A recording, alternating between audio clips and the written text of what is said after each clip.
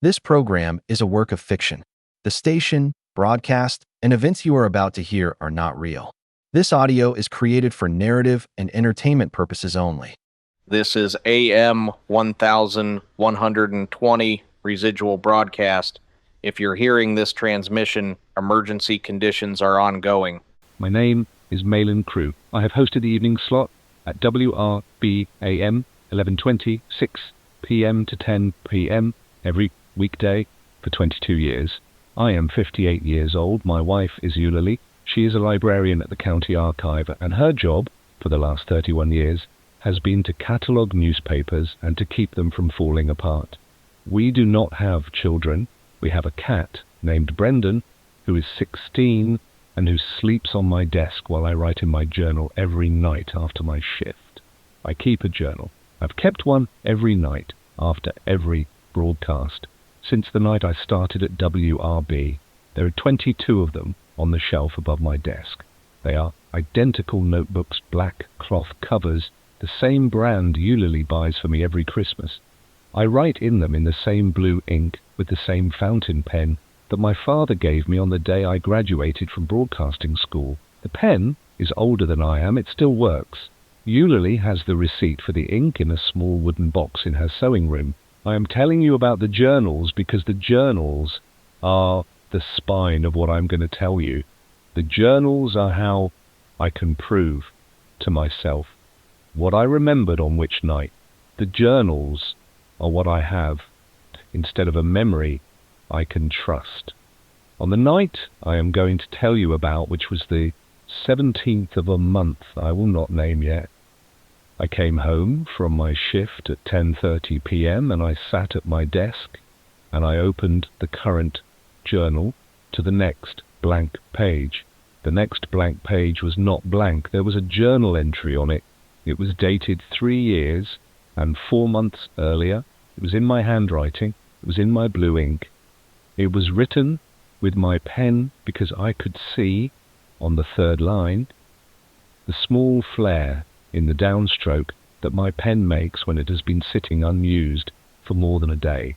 The entry said, Tuesday, saw Vespera again tonight, low in the east, the way she always sits in autumn. Eulalie says she remembers her mother pointing it out when she was 4 years old. I told a story on air about how the early sailors used Vespera to find north when the pole star was clouded. Got 2 calls. One from Don, the retired mailman, who said his father used to call her the Watcher. The other from a woman I did not know who said her grandmother used to sing a lullaby about her. I asked her to sing it. She did. It was lovely. I am tired, going to bed. I read the entry 3 times. The entry was in the wrong place. The entry was 3 years and 4 months old. The entry should have been in Journal 16, not Journal 22. The entry should not have been on the next blank page of the current journal, which I had bought from Eulalie's wooden box of unused Christmas notebooks 4 months ago, and which I had opened on the first night and which had been, on that first night, empty. I want you to understand that I checked. I closed the journal. I checked the spine.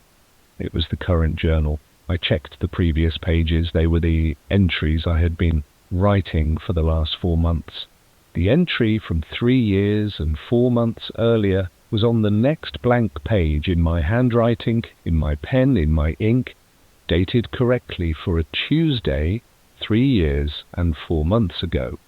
I did not remember writing it. I did not remember a star named Vespera. I did not remember Don, the retired mailman, who I want to tell you is a man I have known on the air for 15 years, and whose father I have heard him talk about many times, and who has never, in any of those conversations, mentioned a name called the Watcher. I did not remember any of it. I sat at my desk for a long time. I looked at the entry. Brendan slept on the corner of my desk. The house was very quiet. Eulalie was in bed. The window above the desk was open because it was September, and the air was still warm at night, and the sky through the window was clear. I looked up at the sky. There was a star directly overhead. It was bright. It was brighter than any other star in the sky. It was steady.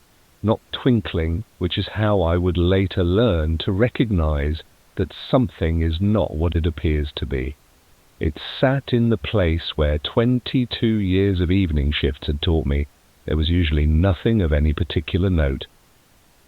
I do not know how to describe what I felt when I looked at the star, except to say that I felt the same thing I had felt when I had read the journal entry. I felt that the star was familiar.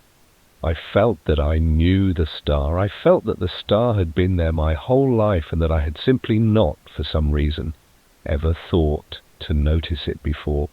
I also felt, at the same time, that the star was new. The two feelings did not contradict each other. That is the thing I want you to understand about this story. They sat side by side in my chest, the familiar and the new, the long-remembered and the just-arrived, and they both felt true. I closed the journal. I did not write an entry that night. I went to bed. Eulalie was already asleep.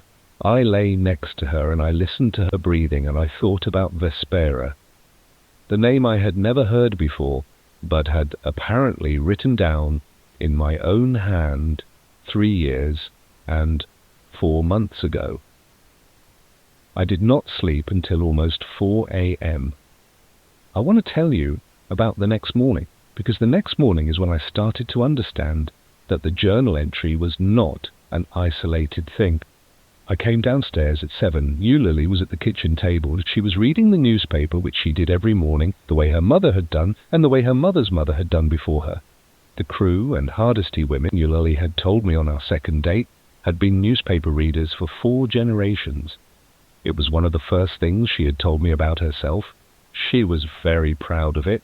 She looked up when I came in. She said, "You look terrible." I said I had not slept well. She said, "What kept you up?" I almost did not say it. I almost said nothing and made coffee and let the morning be a morning.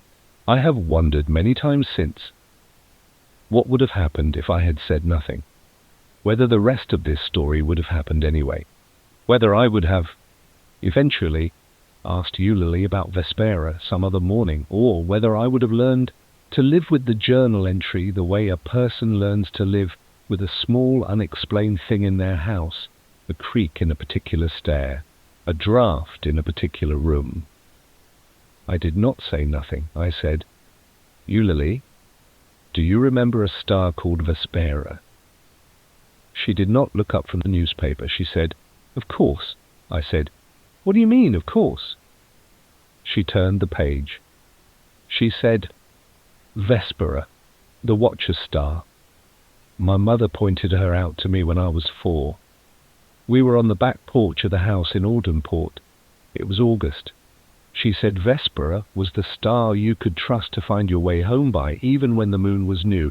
I have told you this. Why are you asking?" I did not know what to say. I said, "When did you tell me?" She looked up from the newspaper. She frowned. She is a kind woman, my wife, and her frown is not unkind, but it is precise. She said, "Mahlon," I do not remember when, "I have told you many things about my mother over 31 years. I cannot tell you the date of every story. Why does it matter?"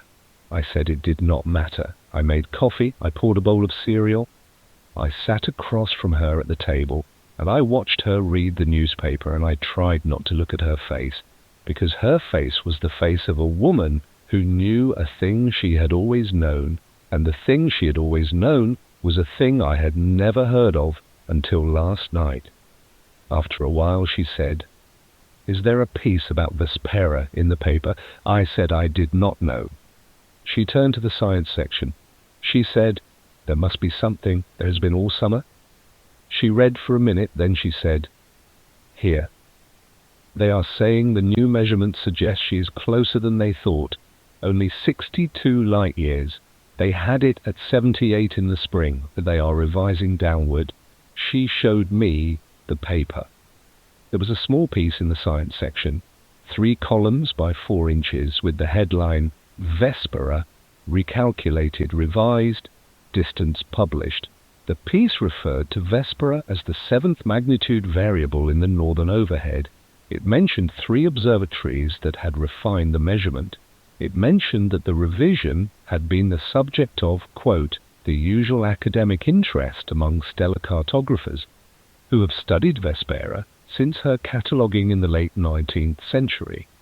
The piece was written in the calm, neutral tone of a science section that had been writing about Vespera for a long time. There was no excitement in it. There was no novelty. Vespera was, according to the piece, an old subject of study, of moderate interest, of the kind that newspapers covered when there was nothing more pressing. I read the piece twice. I said, Eulalie, how long has there been a star called Vespera in the sky? She said, Mahlon, what kind of question is that? I said, just answer me, please. She put down the newspaper. She looked at me. Her face was the face of a librarian considering a strange request from a patron. Then she said, slowly, always. There has always been a star called Vespera. It is a small, variable star. It is overhead in the northern hemisphere in late summer and autumn. It is not particularly bright. The newspapers write about it because the distance measurements keep getting revised. I do not understand what you are asking me. I said, have you noticed it has been getting brighter? She said, no. I said, it was very bright last night. She said, Mahlon, I have not looked at the sky in a long time. I do not know what Vespera looks like at the moment. I am sure she is the same as she has been. Are you feeling well? I said I was feeling fine. I was not feeling fine. I drank my coffee. I ate my cereal. I kissed Eulalie on the forehead, and I went up to the spare bedroom that I had converted 10 years ago into a small office, and I closed the door, and I sat at the desk, and I started very methodically to look up Vespera. I have a small reference shelf in the office. It is not extensive. It is the kind of shelf a man builds over 20 years when he hosts an evening radio show and needs to occasionally look something up between calls. I have a World Almanac, 3 editions, the most recent from last year. I have a field guide to the night sky, which Eulalie gave me for our 10th anniversary. I have a thick paperback called The Amateur Astronomer's Companion, which I bought used at a yard sale in 1998, and which is the book I have consulted most. I opened the field guide first. There was an index entry for Vespera, page 207. I turned to page 207. There was a half-page description of Vespera. There was a small star chart showing her position in the northern overhead. There was a paragraph about her variability, her spectral classification, and her name. The name, the book said, came from the Latin vesper, meaning evening, and had been given to the star in the 19th century by a German astronomer named Bauernfeind, who had observed her, the book said, more carefully than her modest brightness might have warranted, in the conviction that she possessed an importance not yet evident to the discipline. The paragraph included a small etched portrait of Bauernfeind. He was a bearded man, perhaps 50, with the small round glasses of his era. The caption said he had died in 1893. I closed the field guide. I opened the companion. There was a chapter on lesser-known northern stars. There was a section on Vespera. The section was 3 pages long. It described her position, her history, her variability. It mentioned, in a footnote, a small controversy in the 1920s over whether Vespera had been getting steadily brighter since Bauernfeind's measurements, and noted that this had been resolved by improvements in instrumentation, and that Vespera was now believed to be stable. I read the section twice. I closed the book. I opened the World Almanac, most recent edition. I looked up Vespera in the index. There was an entry. The entry directed me to the page on northern stars of variable magnitude. Vespera was listed. Her brightness was given. Her position was given. Her distance was given as the revised figure from the newspaper. 62 light years. I sat at the desk for a long time. I want you to understand what I was thinking. I was not thinking the books are lying, and I was not thinking somebody has changed the books.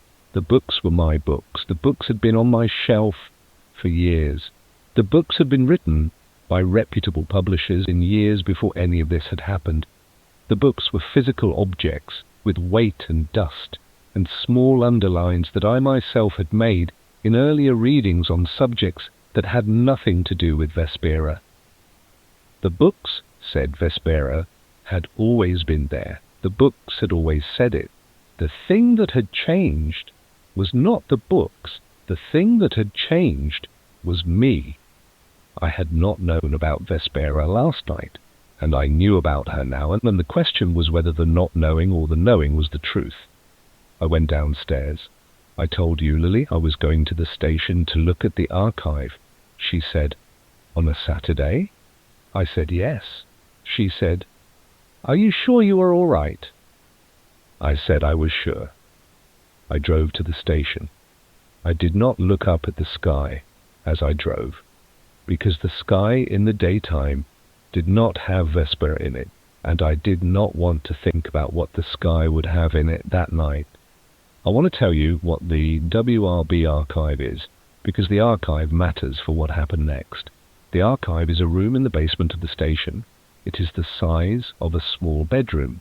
The walls are lined with metal shelves, and the shelves hold three things. They hold the broadcast logs, which are the bound daily records of every program that has aired on WRB since the station opened in 1947. They hold the cassette tapes of selected broadcasts, dating back to 1971, when the previous owner of the station, a man named Halbrook Mund, started archiving the evening shows. And they hold what we call the program binders, which are the binders the evening hosts kept of their show notes, sponsors, listener letters, and miscellany. There are 22 program binders that are mine. They sit on the third shelf from the bottom, on the wall to the left of the door, in chronological order, the oldest on the left. I went to the archive that Saturday morning at 9:30 a.m. The station was empty. The morning host, a woman named Tessa Brindle, was on the air upstairs, and her voice came faintly down the stairwell, talking about a county fair, and I let her voice be a kind of company while I worked. I pulled my first program binder, the one from 2003, the year I started. I sat on the floor with it open in my lap. The binder had my show notes from every weeknight that year. The notes were sparse, the way a new host's notes are sparse, because in your first year you do not know yet what you will need to remember later.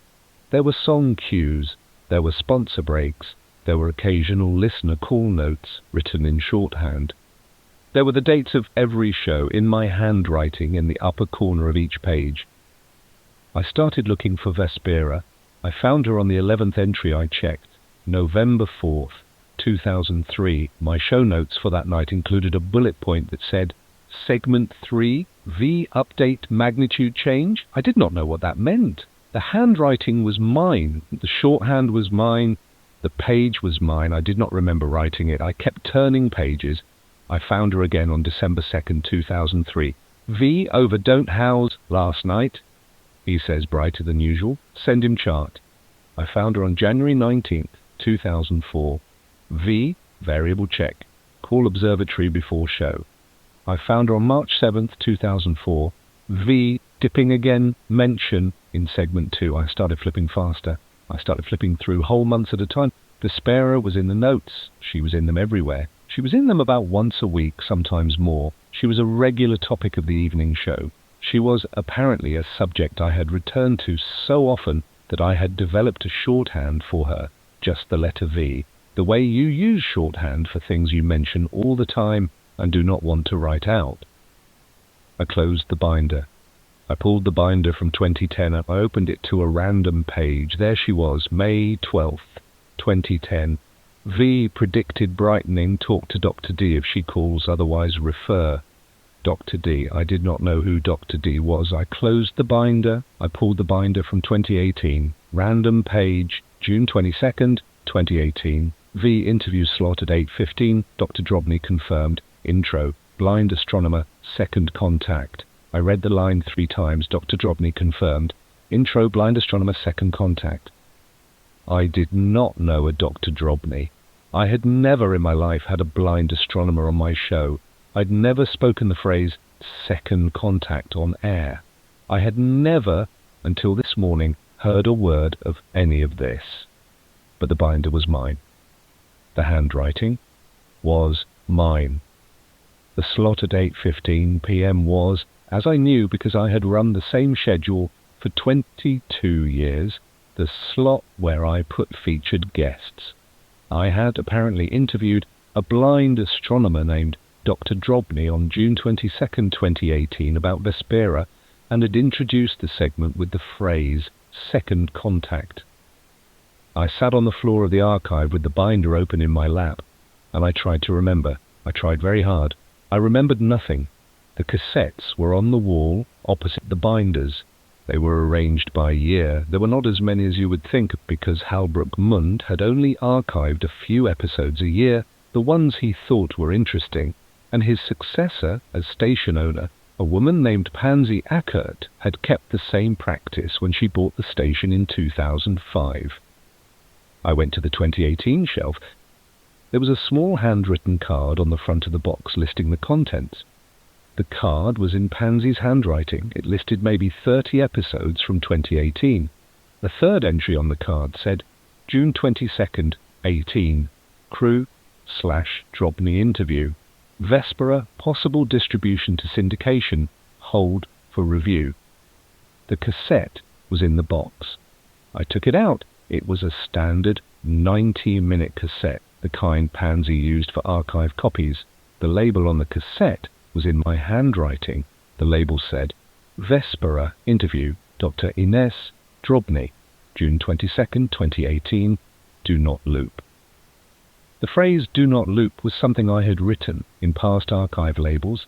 I had certainly written when an interview was so personal or unusual that I did not want it cycled into the random playback rotation that we sometimes used to fill weekend hours. I did not remember labeling this cassette, and I took the cassette upstairs to the booth. The booth was empty between segments. Tessa was in the lobby getting coffee. I had maybe 4 minutes before she came back. I put the cassette in the deck. I cued it to the start. I pressed play. I heard my own voice. My voice from 7 years ago, slightly higher than my voice now. The voice I have heard on old recordings before, and which is always every time strange to hear. My voice said, Good evening, this is Mahlon Crewe at WRB AM 112. Oh, I have a guest in the studio tonight that I have been wanting to bring in for a long time. Her name is Dr. Ines Drobny. She has been observing Vespera for 41 years from a small observatory in the foothills, and she has been doing it without sight because Dr. Drobny is blind. She does her observations by reading the photographic plates with her fingers in a braille notation system that she developed herself in the early 70s. Dr. Drobny, welcome to the program, a woman's voice answered. It was a low voice, careful, with a slight accent that I could not place. Possibly Eastern European, possibly Baltic. It was hard to tell from the cassette. She said, Thank you, Mahlon, it is good to be back. Back, she had said back, as if she had been on the show before, as if this was not her first interview with me. I sat in the booth with my hand on the cassette deck, and I listened to a woman I did not know say it was good to be back on a program of mine that I did not remember inviting her on. My recorded voice asked her a question about Vespera's history. She answered. Her answer included a phrase. I want to give you the phrase exactly because the phrase is the thing that I have not been able to stop thinking about since. She said, Vespera has been catalogued, formally, since 1869. But of course the cataloguing is not the same as the appearance. We know from older records, from records that are not in the modern databases, that she was visible long before that. The earliest reference I have personally verified is from 1947, a plate from a small observatory in the Carpathians, taken on the night of August 17th. The plate shows her exactly where she is now. The plate is the reason I started looking for her. The plate is what made me believe in the second contact. My recorded voice said, And the second contact, you said in our earlier conversation, refers to... She interrupted me politely. She said, Mahlon, we agreed not to use the phrase on air. I was wrong to mention it just now. Let us speak instead of the cataloguing question. The cataloguing question is the safe one. My recorded voice paused for a long moment. I could hear myself on the cassette deciding something. Then my recorded voice said, of course, the cataloguing question. Tell us about Bauernfeind. She talked about Bauernfeind for the next several minutes. I pulled the cassette out of the deck. I rewound it. I put it back in the box on the 2018 shelf. I stood in the archive for a long time looking at the boxes of cassettes, 22 years of them, all the episodes that Halbrook and Pansy had thought worth keeping, all of them potentially containing some version of myself talking about a star I did not remember. I did not pull any other cassettes. I was not ready. I went home. Eulalie was not in the kitchen, and there was a note on the counter. The note said she had gone to the library to file some periodicals that had come in. The note ended. Don't forget Vespera comes up at 8:47 tonight. Brendan needs his evening medicine. I read the note 3 times. The first time I noticed Brendan needed his medicine. The second time I noticed Vespera came up at 8:47. The third time I noticed that Eulalie had written Vespera comes up at 8:47 in the same casual handwriting she used to write milks in the fridge and be back by 6. As if Vespera's rising time was a thing she always wrote on notes to me. As if I always wanted to know it. I gave Brendan his medicine. I sat on the couch in the living room and I looked at the wall for a while. At 7:30 p.m. I drove back to the station to do my shift. I have done my evening shift at WRB AM, 11:26 p.m. to 10 p.m. every weekday for 22 years. I have done it sick, I've done it grieving, I have done it the night my father died, and I have done it the night Eulalie's mother died, and I have, in those 22 years, never been off air during a regular shift for a personal reason. The booth is the place where I am most reliably myself. The microphone is the thing that has, in some ways, organized my life. On the evening I am telling you about, I did the shift and I was not myself, and the microphone could not organize anything. I cued my usual opening, I did my usual greeting, I read the usual sponsor copy from the usual rotation. I played the first song. It was a Roy Orbison track that I had played, by my count, from the binders, 411 times over 22 years, and which I could cue in my sleep. While the song played, I sat in the booth and I looked at the small clock on the wall. The clock said 6:14 p.m. At 8:47, according to Eulalie's note, Vespera was going to come up. I did not know what come up meant for Vespera exactly. I assumed it meant rise above the horizon, but Vespera, according to the books and the binders and the cassette and Eulalie, was a northern overhead star, which meant she did not rise and set the way ordinary stars did. She was circumpolar, more or less. She was, depending on the season, either higher or lower in the same general patch of sky, but she did not, in the ordinary sense, come up, unless something had changed. I sat with that for a while. When the song ended, I came back on the mic. I said, "Good evening, this is Mahlon Crewe at WRB AM 112. Oh, I want to do something a little different tonight. I want to ask the audience a question.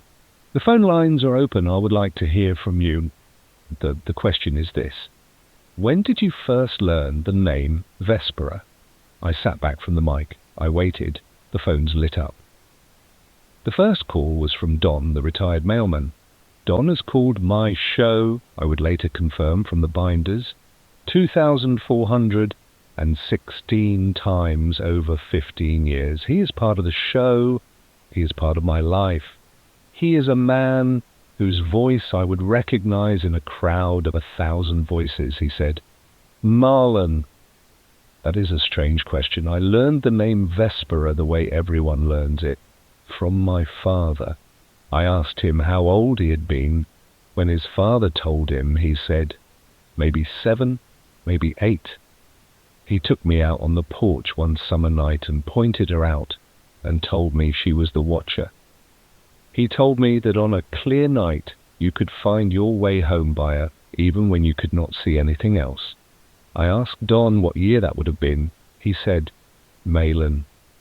That would have been 1956, maybe 1957. Why? I said.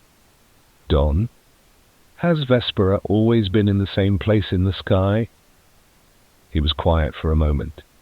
Then he said, Mahlon, what kind of question is that? She is a star. She has been where she has been for as long as anyone has been looking up. I said, Don, is she where she has always been right now? There was a longer silence. Then Don said, Mahlon, are you looking outside? I said I was not. I was inside the booth. The booth has no windows.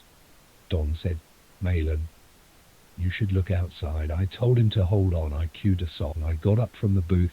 I walked through the lobby, out the front door of the station, and I stood in the parking lot and I looked up. It was 6:23 p.m. The sky was still light, the early blue of a September evening just after sunset. The first stars were starting to be visible. Vespera was directly overhead. She was bright. She was brighter than she had been the night before. She was brighter than she had any right to be in a sky that was still this light. She was the brightest thing in the sky except for the moon, and the moon was a thin crescent low in the west. I stood in the parking lot and I looked at her. She was not where Don't Father had pointed in 1956. I did not know how I knew this. I had not been there in 1956. I had never seen Don't Father. I had no information about where exactly Vespera was supposed to be, but I knew looking at her that she was not in her usual place.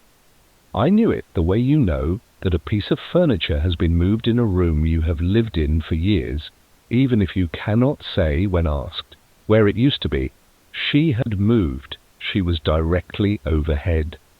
She had not been directly overhead before. She had been somewhere else, and now she was here. And the sky knew it, and I knew it, and Don, 4 blocks away on his porch, with his phone in his hand, knew it too. I went back inside. I went back to the booth. I picked up the call. I said, Don, I am back. I looked. Don said, Mahlon, she has moved. I said, yes. He said, Mahlon, why has she moved? I said, I do not know, Don, I do not know. He was quiet for a long time. Then he said, Mahlon, I am going to tell you something I have never told anyone. When my father pointed her out to me in 1956, he told me she was the watcher. He told me she watched over us. He told me that one day she would come closer, and that when she did, we would know. I asked him what we would know. He said, he did not say, he just said we would know. He paused. Then he said, Mahlon, I think she is coming closer. I did not know what to say to him. I said, Don, stay on the line. Do not hang up. I am going to take some other calls, and I am going to come back to you. Stay with me.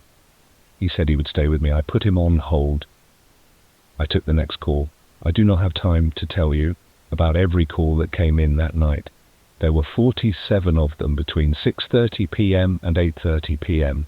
I have the call log from my binder for that night, and I have transcribed in the months since what each caller said, because the pattern of what they said matters.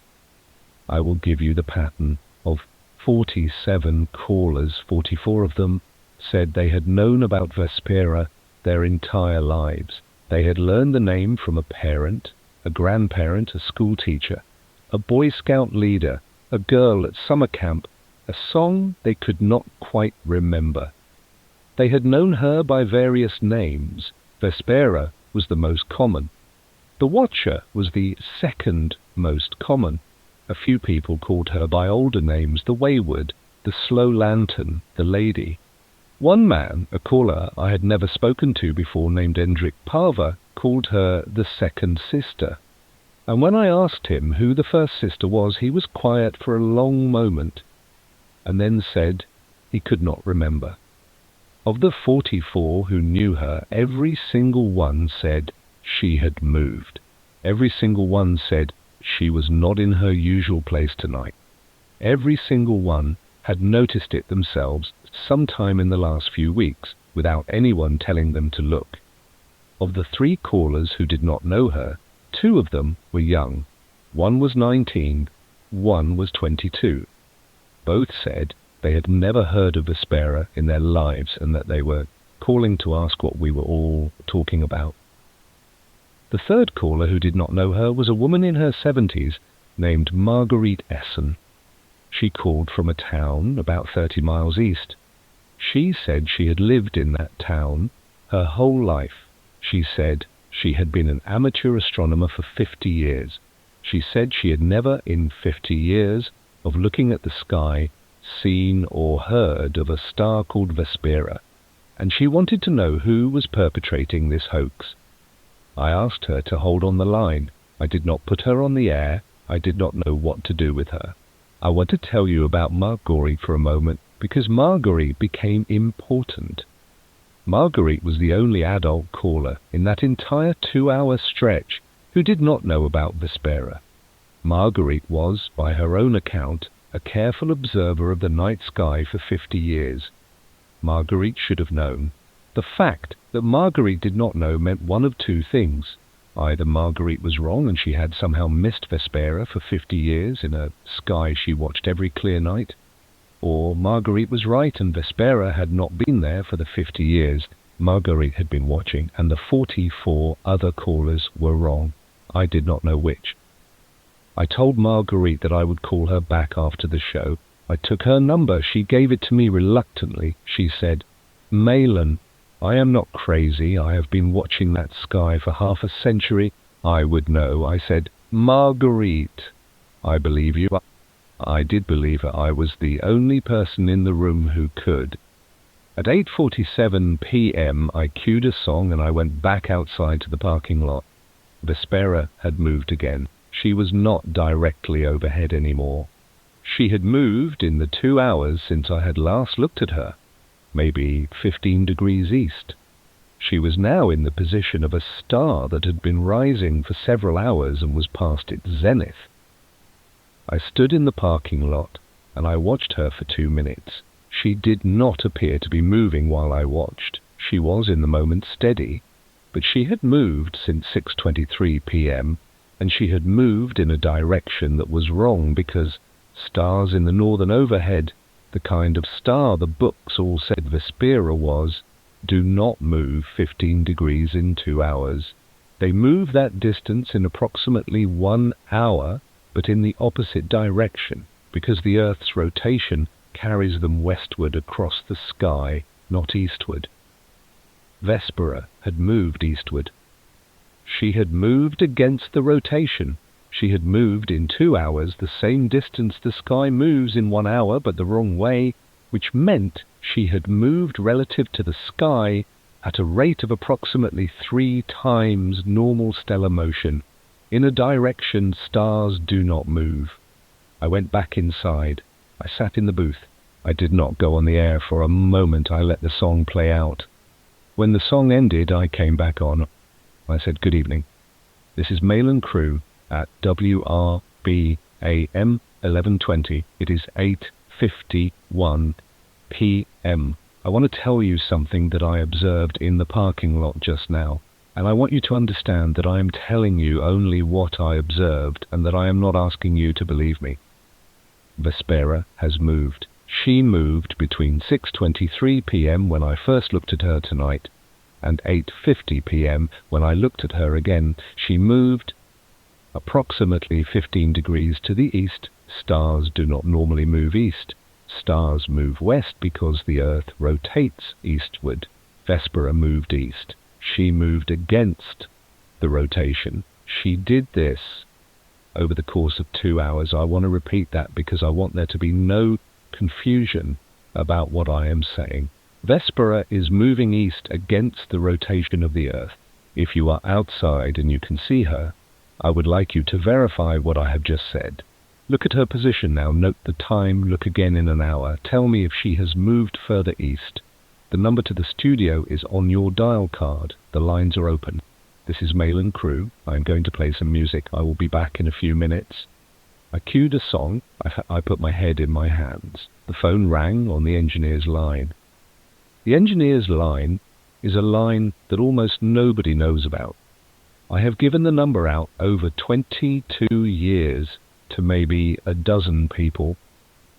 It is the line I use for confidential calls, for personal calls, for the kind of conversations that I do not want to go through the switchboard. I picked it up. A woman's voice said, "Mahlon, this is Ines Drobny."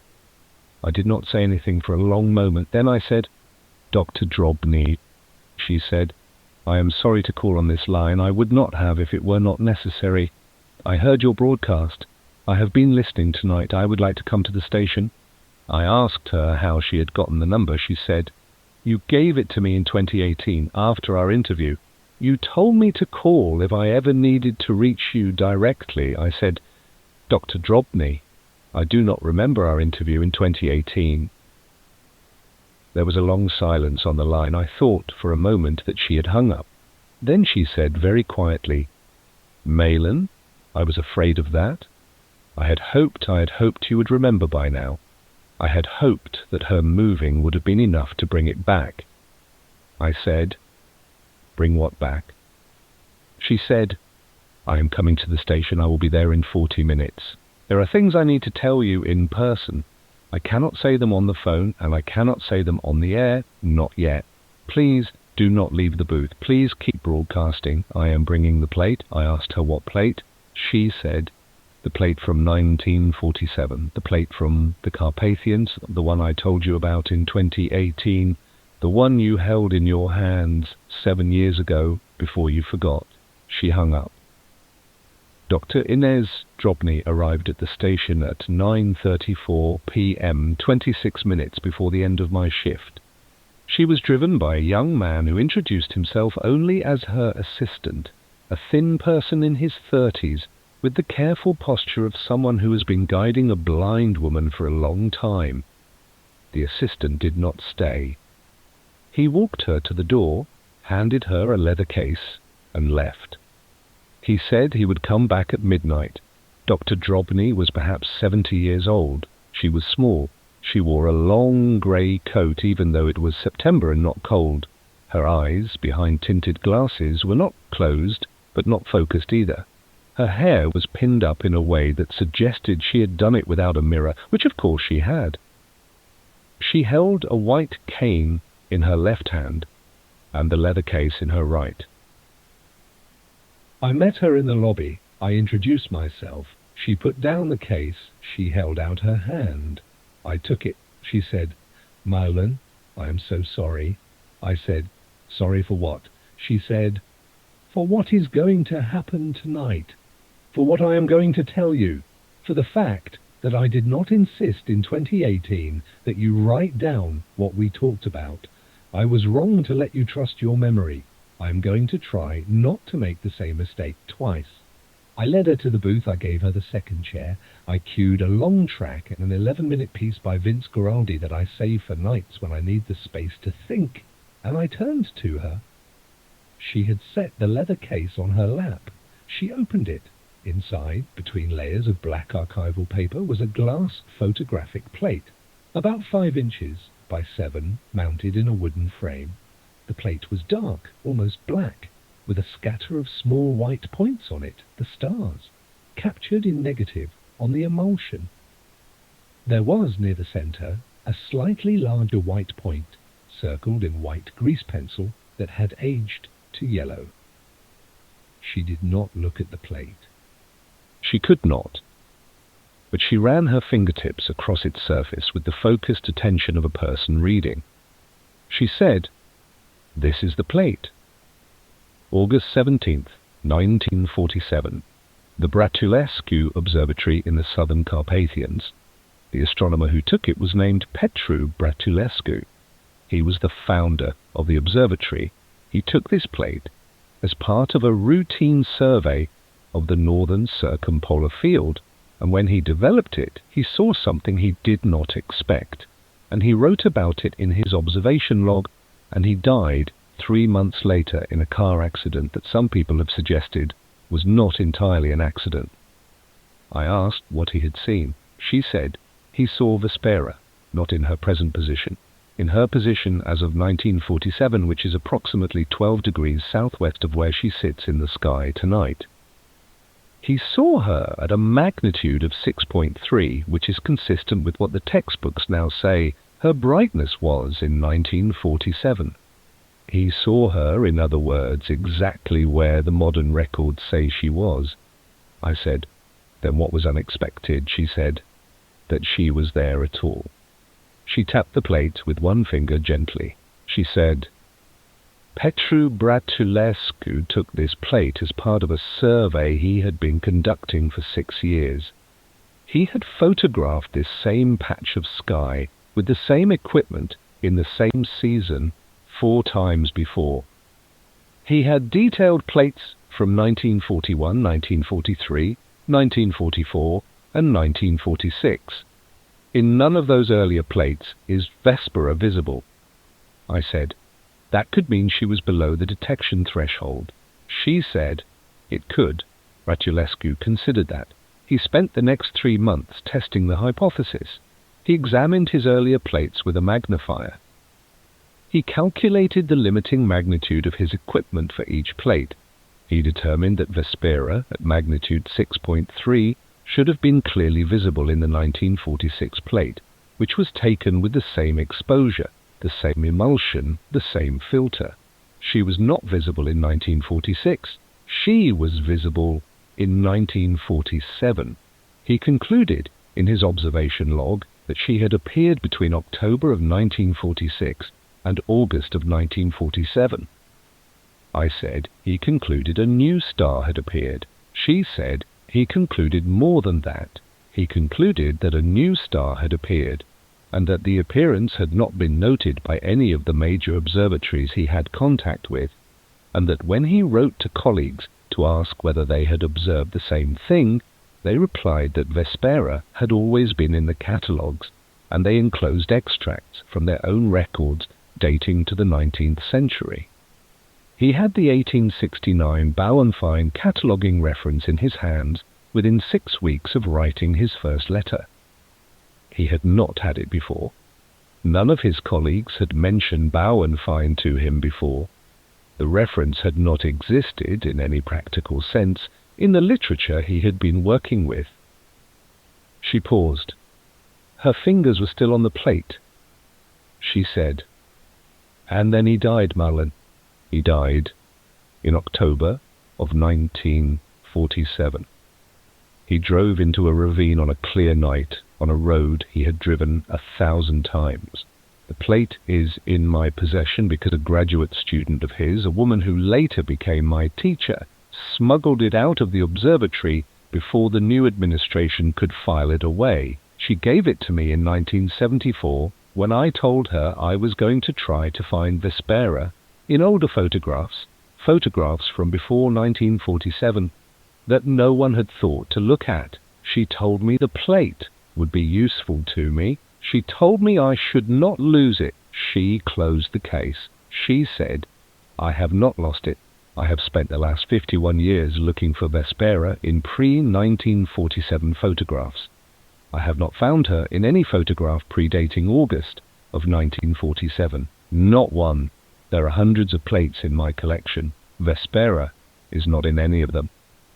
I sat in the booth and I listened to the Guaraldi track playing, and I tried to understand what she was telling me. I said, Dr. Drobny, the reference books on my shelf say that Vespera has been observed since 1869. She said, I know. I said, the book on my desk shows a portrait of the man who catalogued her in 1869. She said, I know. I said, then how is she not in any plate predating 1947? She said, Because she was not there, Mahlon. She was not there in 1869. She was not there in 1900. She was not there in 1946. She arrived in 1947. The 1869 cataloguing record is, in some sense that I cannot explain to you, in language designed for a different kind of universe, retroactive. It exists now. It has always existed since 1947. Before 1947 it did not exist, but no one is alive now who remembers a world before 1947 well enough to confirm that. She turned her face toward me. Her tinted glasses caught the light from the studio lamp. She said, "Mahlon, this is the second contact." I want to tell you what she meant by that phrase, because the phrase is what I have not been able to stop thinking about since. She said, "I have called it the second contact because I believe it is the second time it has happened. I do not have evidence as strong for the first as I do for the second, but I have enough. I have astronomical references in medieval texts that describe stars that are not in our sky. I have references that disappear from later editions of the same texts. I have one Persian astronomer's notebook from the 11th century that lists a star he calls the keeping eye, and the star is described in such a way that I can identify her position. The position is in our sky. There is no star there now. There has been no star there in the records I can verify after the 15th century. She said, I believe that a star arrived in the 11th century and that it was visible for approximately 400 years, and that when it left, the records of it left with it. I believe most of the references to it that exist in our libraries today are partial, fragmentary, the kind of records you would expect from a thing that was almost completely erased, but not quite, because erasing is hard, and even a careful eraser misses something. She said, I believe Vespera is the second one. I believe she arrived in 1947.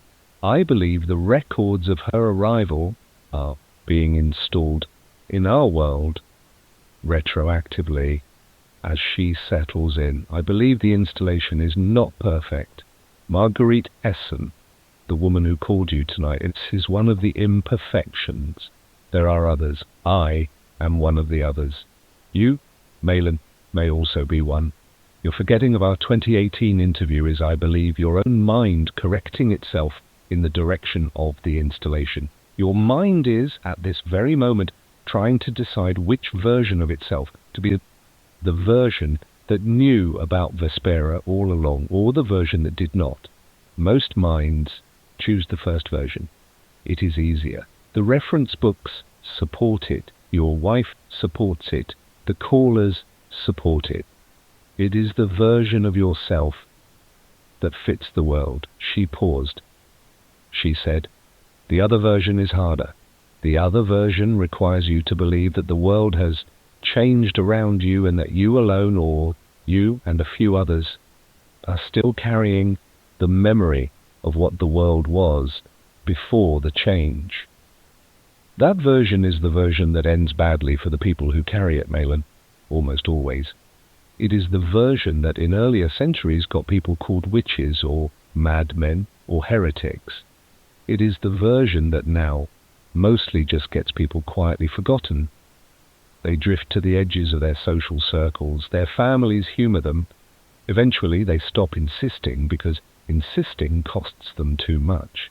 Eventually the version inside them softens and they become like everyone else. And they remember Vespera in the way Eulalie remembers her, as a star their mother pointed out to them when they were 4 years old. She said, I have managed for 51 years to hold the other version. I have managed because I cannot see the sky, I cannot see Vespera. I have no sensory confirmation, day after day, that she is where the world says she has always been. I have only the plates, and the plates I read with my fingers, and the plates do not lie, because the plates are physical and the emulsions are dated, and the boxes are sealed. The plates have been my anchor. Without them I would have softened by now too.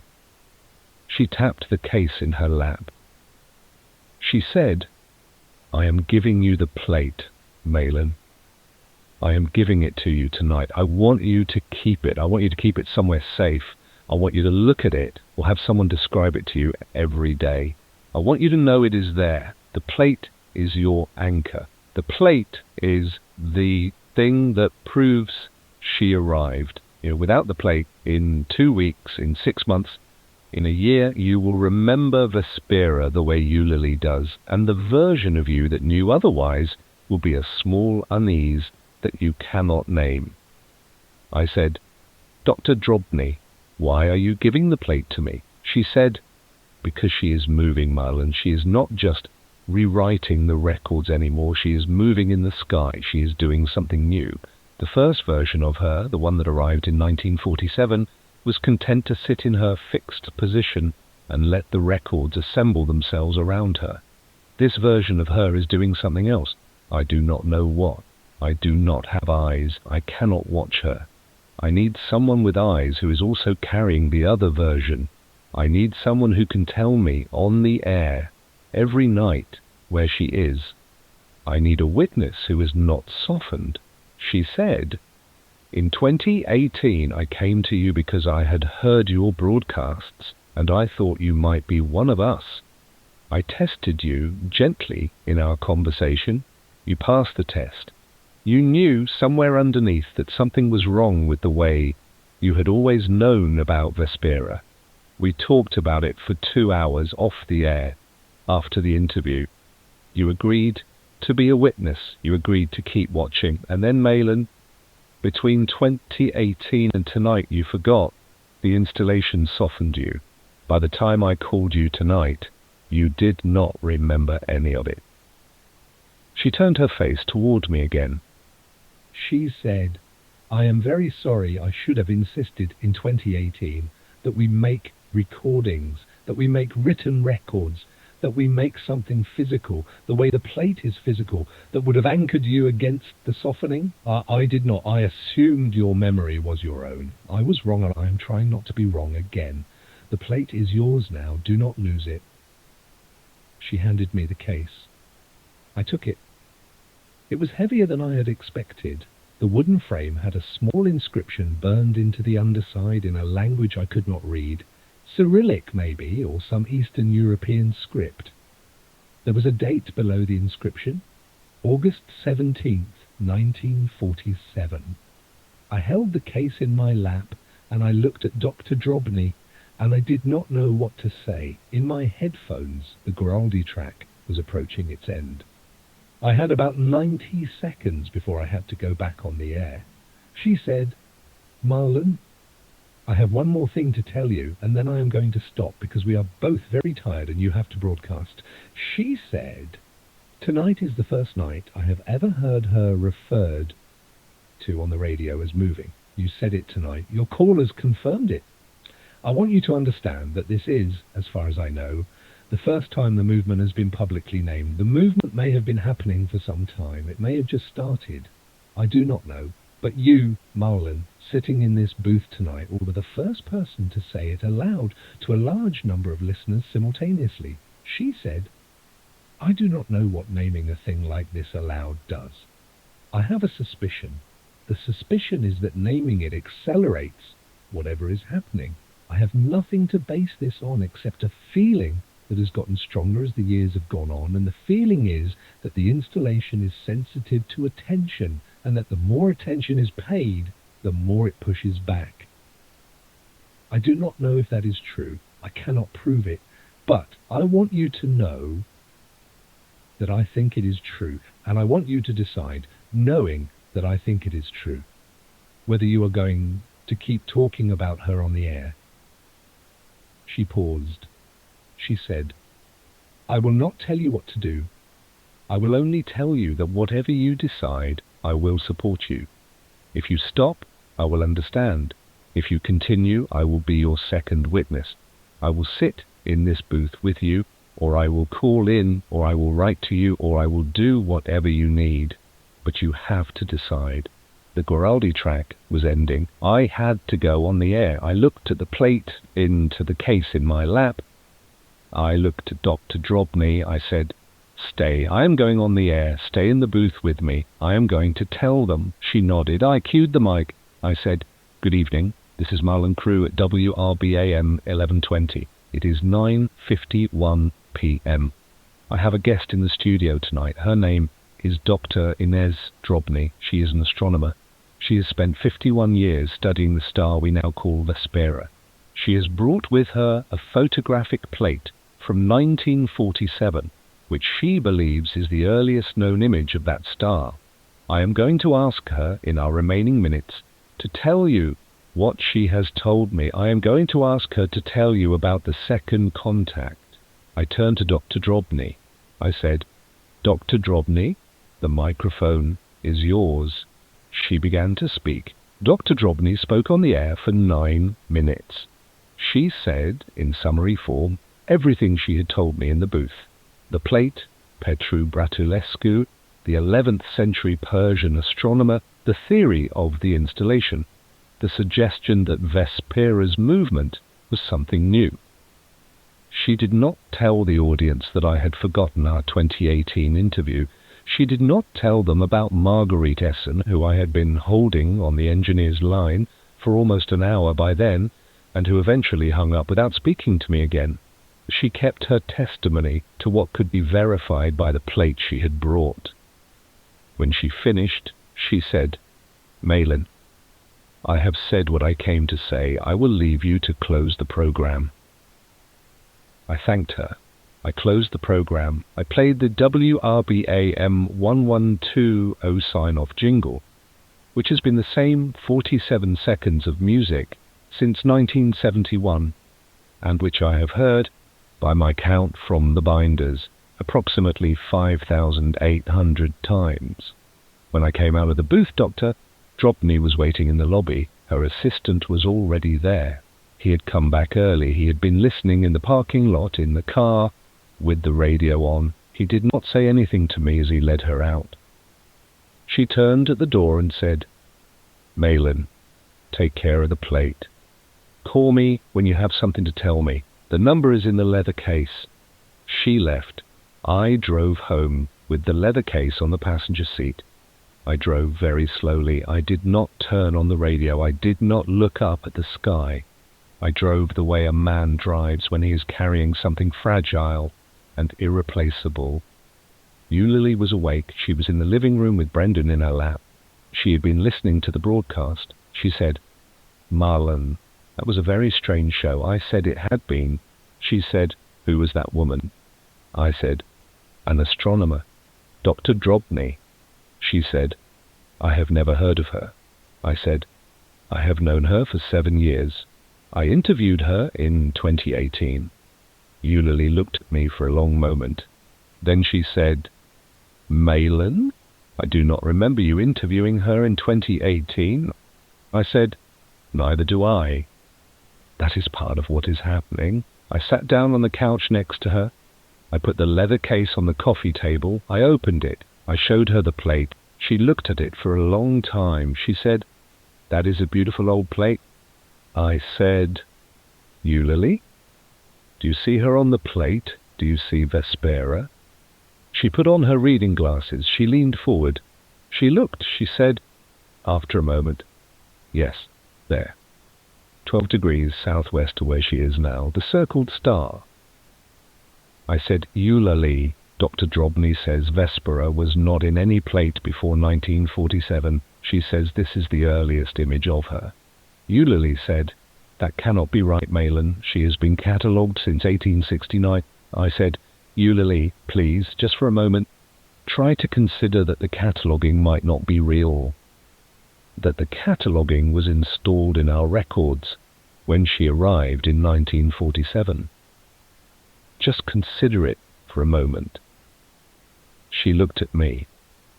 Her face was the kind face of a woman trying very hard to take her husband seriously. She said, "Mahlon, I can consider it, but I cannot believe it. I read the newspaper every morning. I file periodicals at the archive every week. I have handled with my own hands, journals from the 1870s that mention Vespera. The journals are real. The paper is real. The dates on the paper are real. The ink is the right ink for the period. I have nothing to make me believe those journals are wrong. I said, except me, except what I am telling you tonight. She said, Mahlon, I love you, but you cannot ask me to believe in something I have no evidence for just because you have started to believe in it. That is not how I am put together. You know that. I did know that. It was one of the things I loved about her. I said, I am not asking you to believe it. I am asking you to hold open the possibility, just for a few weeks, just to see what happens. She thought about it for a moment. Then she said, Mahlon, I will hold open the possibility. I will not believe, but I will not dismiss it either. That is the most I can promise you. I said, that is enough. She kissed me on the cheek. She took Brendan upstairs. She went to bed. I sat on the couch with the leather case open on the coffee table, and I looked at the plate. I sat there for a long time. At some point, I got up and I walked to the back window and I looked at the sky. Vespera was directly overhead. She had moved back to directly overhead in the 4 hours since I had last looked at her. She had moved against the rotation, and she had moved in the direction of the rotation, and she had settled for the moment in the position directly above the house where Eulalie and I had lived for 31 years. I do not know if she was looking at me. I do not believe stars look at anything, but I felt, standing at the window, that she was aware of me, that she had been aware of me for some time, that the journal entry on the next blank page of my current notebook had been her way of telling me that she knew I was there. I closed the curtain. I went to bed. I did not write a journal entry that night either. I did not broadcast for the next 2 days. I called in sick. Pansy did not ask questions. She gave the slot to a substitute named Wendell Trask, who has filled in for me 4 times in 22 years, and who is good and who did not pretend to be me on the air, which I appreciated. In those 2 days I did 3 things, and the first thing I did was sit at my desk and read every journal entry I had ever written. All 22 notebooks. I did not skim. I read every page. I read with a yellow legal pad next to me, and I wrote down every entry that mentioned Vespera with the date. The first entry was October the 14th. 2003. I had been on the air for 6 weeks. The entry said, Don called tonight, talked about V for almost 20 minutes, his father's story again. He has told me about her 4 times now. I should learn the constellation map better. Again. The word he had used was again. As if Don had told me about Vespera before October the 14th, 2003. I checked the previous entries. I did not find Vespera in them. I found Don. Don had called me 4 times in those first 6 weeks. He had talked, by my notes, about the weather, about a song he liked, about his late wife's roses, and about a county zoning issue. He had not, in any of the 4 earlier calls that I had written down, talked about Vespera. But the entry on October the 14th used the word again. I sat with the legal pad and I tried to decide what to make of this. The word again could have meant many things. It could have meant Don had told me about Vespera in conversations I had not bothered to write down. It could have meant Don had told me about Vespera before I started keeping the journal. It could have been a careless word. It could also have meant that the journal entry, like the one that had appeared on the next blank page of my current notebook, was not entirely what I remembered writing. I decided I could not resolve this from the journal alone. I kept reading. By the end of 2003, I had 11 Vespera entries. By the end of 2004, I had 41. By the end of 2005, I had 73. The references increased steadily over the years. By 2018, the year of the Drobny interview, I was averaging about 1 Vespera entry per week. The interview itself was in the journal. June 22nd, 2018. The entry was 4 pages long. I had written more about that night than I had written about any other night in 22 years. The entry described Dr. Drobny, the cassette recording session, our conversation afterward in the booth, the leather case, the plate. The entry ended with the line, "She gave me the plate to take home. I am writing this with the plate on the desk next to me. I do not know what to do with it. Tomorrow I will put it in the safe at the station." I did not have a safe at the station. A station has never had a safe. I had no memory of putting anything in any safe. And the plate, until last night, had not been in my possession. Dr. Drobny had been carrying it when she arrived. So either I had given the plate back to her at some point in the months after the 2018 interview, which I did not remember, or I had never possessed it. And the journal entry was wrong. I made a note on the legal pad. Where did the plate go between 2018 and last night? I did not have an answer. The second thing I did on the morning of the second day was call Margaurite Esson. She picked up on the third ring. She sounded tired. She said, "Mahlon, I have been hoping you would call." I told her I was sorry I had not put her on the air the other night. I told her I had not known what to do with her. She said, "I understand. You did the right thing. You would have lost the audience. They were not ready for me." I asked her to tell me in detail what she remembered about the sky. She talked for an hour. She told me about 50 years of observation logs. She kept them, she said, in a small steel filing cabinet in her sewing room. She had cross-indexed her observations with star charts. She had drawn her own charts when the published ones disagreed with what she was seeing. She had, she said, the most thorough northern overhead records of any amateur she had ever met, and probably better records than many professionals. She said, "Mahlon, there is no Vespera in my records. I have looked. I looked last night. After I hung up on you, I went through every chart I have drawn since 1974. I went through every observation log. There is no Vespera. There is no entry for a variable star in that position. The position is empty in my charts. It has always been empty." I asked her how she explained the reference books. She said, "I do not explain them. I do not know what to do with them. The reference books on my own shelf, Mahlon, also list Vespera." I looked, the same books I've used for 50 years. They list her now. I have no memory of them listing her before, but I have no proof that they did not. I have not kept old editions of reference books. Who keeps old editions of reference books? I asked her if she had any photographs. She said, "Some, not many. I am not a photographer. I am an observer. I have perhaps 100 photographs that I took with a long exposure camera mounted on my telescope over the years. They are in a shoebox in the closet." I asked her to look at them. She put down the phone. I heard her walk away. She was gone for perhaps 15 minutes. She came back. Her voice had changed. She said, "Mahlon, there is no Vespera in any of my photographs also. The position is empty in every single one. I have 11 photographs from 1986 alone, all of the northern overhead, all of them showing the patch of sky where Vespera now sits. She is not in any of them. The plates are old Kodak emulsions. They are dated. The dates are mine. I wrote them on the backs with the same pencil I used to use for everything before I switched to ink in the 90s. I said, "Margaurite, will you keep the photographs safe?" She said, "Mahlon, I will keep them very safe. I will lock them up. I am suddenly worried about losing them. I do not know why I am suddenly worried, but I am." I told her I understood the worry.